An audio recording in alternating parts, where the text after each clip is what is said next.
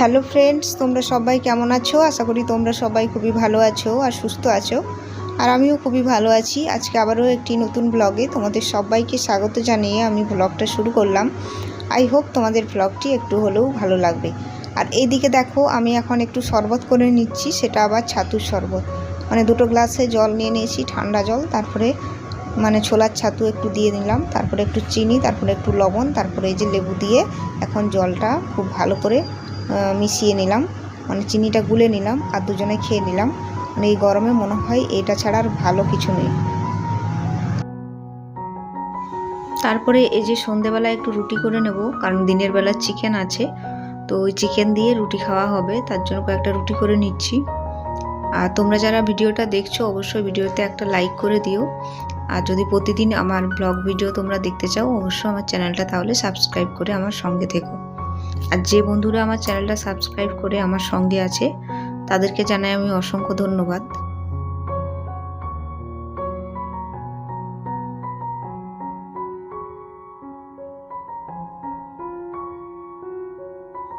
তো আমাদের ওই 4-5টা রুটি হলেই হয়ে যায়, মানে 6টা, 3টে 2টো, আমি 2টো খাই, সে 3টে খাই। তারপরে যে গ্যাসটা একটু মুছে নিচ্ছি।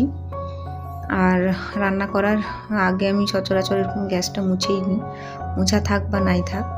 তো যেহেতু রুটিটা করব তার জন্য গ্যাসটা খুব ভালো করে মুছে নিলাম। এরপর আমি রুটিগুলো করে নেব। আর আজকে যেহেতু রান্নার চব্য নেই, মানে চিকেন আছে দিনের বেলার, তো ওটা একটু গরম করে নেব ব্যাস। আর এই গরমে রুটি খেতে খুব একটা ভালো লাগে না, তো কিছু করার নেই। ভাবলাম যেহেতু চিকেনটা বেশি হয়ে গেছে, তো তার জন্য কয়েকটা রুটি করে নিই।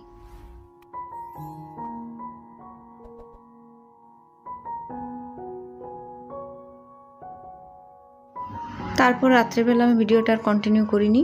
যাই হোক, সকালবেলায় আবার ভিডিও অন করলাম। সকালবেলায় উঠে এই যে বাসনগুলো ধুয়ে নিচ্ছি। প্রচুর গরম, আজকে একটু তাড়াতাড়ি উঠেছি, মানে ওই 5:45টার দিক করে। তো তখন থেকেই আমি ভিডিওটা স্টার্ট করেছি। তো ঘুম থেকে উঠেই দেখো বাসন টাসন সব ভালো করে ধুয়ে নিচ্ছি।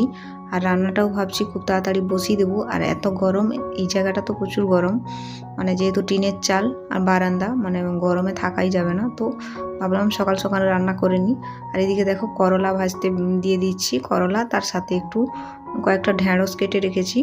তো ওই ভেন্ডি ভাজা আর কি, ওই ভেন্ডি আর করলা একসাথে করে আমি ভেজে নেব ব্যাস। করলা শুধু এমনি ভাজা খেতে খুব একটা ভালো লাগে না, তো দেখবে ভেন্ডি মিশিয়ে দিলে বা আলু মিশিয়ে দিলে এটা খেতে ভালো লাগে, কোনো কিছু মিক্সড করলে। তো তার জন্য এভাবে একটা মিক্সড ভাজা করে নিচ্ছি।